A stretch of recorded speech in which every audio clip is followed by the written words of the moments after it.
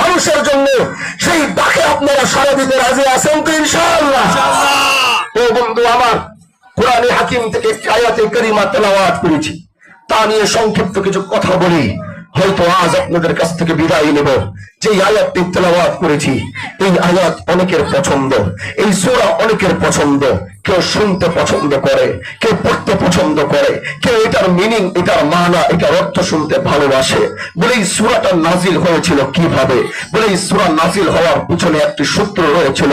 আল্লাহ পাক এই পৃথিবীতে একজনকে পাঠিয়েছিলেন যাকে তিনি সবচেয়ে বেশি ভালোবাসতেন, যার ভালোবাসার বহিঃ প্রকাশ করতে গিয়ে আল্লাহ পাক বলে ওয়ামা আরসালনাকা ইল্লা রাহমাতাল লিল আলামিন। যার ভালোবাসার বহিঃ প্রকাশ করতে গিয়ে আল্লাহ পাক বলে ওয়ামা আরসালনাকা ইল্লা কাফাতাল লিন-নাসি বাশীরান ওয়া নাযীরা। যার ভালোবাসার বহিঃ প্রকাশ করতে গিয়ে আল্লাহ পাক বলে মুহাম্মাদুর রাসূলুল্লাহ ওয়াল্লাযীনা মাআহু আশিদ্দাউ আলাল কুফফার রুহামাউ বাইনাহুম তারাহুম রুকআন সুজ্জাদা ইয়াবতাগুনা ফাদলাম মিনাল্লাহি ওয়া রিদওয়ানা। যার ভালোবাসা বহিঃ প্রকাশ করতে গিয়ে আল্লাহ পাক বলে ওয়ান নাজমি ইযা হাওয়া মা দাল্লা সাহিবুকুম ওয়া মা গাওয়া ওয়া মা ইয়ানতিকু আনিল হাওয়া। যার ভালোবাসার বহিঃ প্রকাশ করতে গিয়ে আল্লাহ পাক বলে ইয়া আইয়ুহাল মুযাম্মিল কুমিল লাইলা ইল্লা কালিলা নিসফাহু আও ইনকুস মিনহু কালিলা। যার ভালোবাসার বহিঃ প্রকাশ করতে গিয়ে আল্লাহ বলে ইয়া আইয়ুহাল মুদাসসির কুম ফাআনদির ওয়া রাব্বাকা ফাকাব্বির ওয়া সিয়াবাকা ফাতাহহির। যার ভালোবাসার বহিঃ প্রকাশ করতে গিয়ে আল্লাহ পাক বলে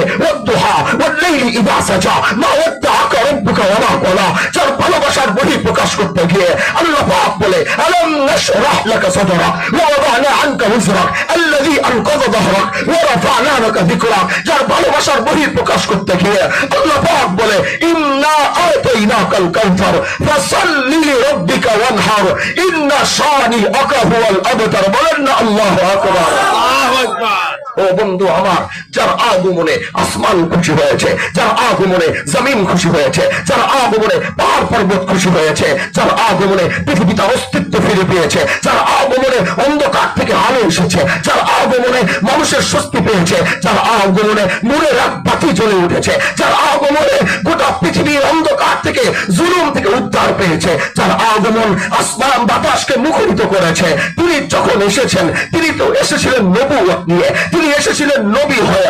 আর যার শেষ ত্যাগ ছিল এটাই, আনা খাতামুন নবিয়্যিনা লা নবিয়্য বাদি মা কানা মুহাম্মাদুন আবা আহাদিন মিন রিজালিকুম ওয়ালাকিন রাসূলুল্লাহ ওয়া খাতামুন নবিয়্যিন ওয়া কানা আল্লাহু বিকুল্লি শাইইন আলিমা। যে শেষ নবীর মোহর নিয়ে পৃথিবীতে আগমন করেছিল, যে মানুষকে উদ্ধার করার জন্য এসেছিল, মানুষকে জাহান্নাম থেকে বাঁচিয়ে জান্নাতের পথ দেখানোর জন্য এসেছিল, যিনি রহমত হয়ে এসেছে, যিনি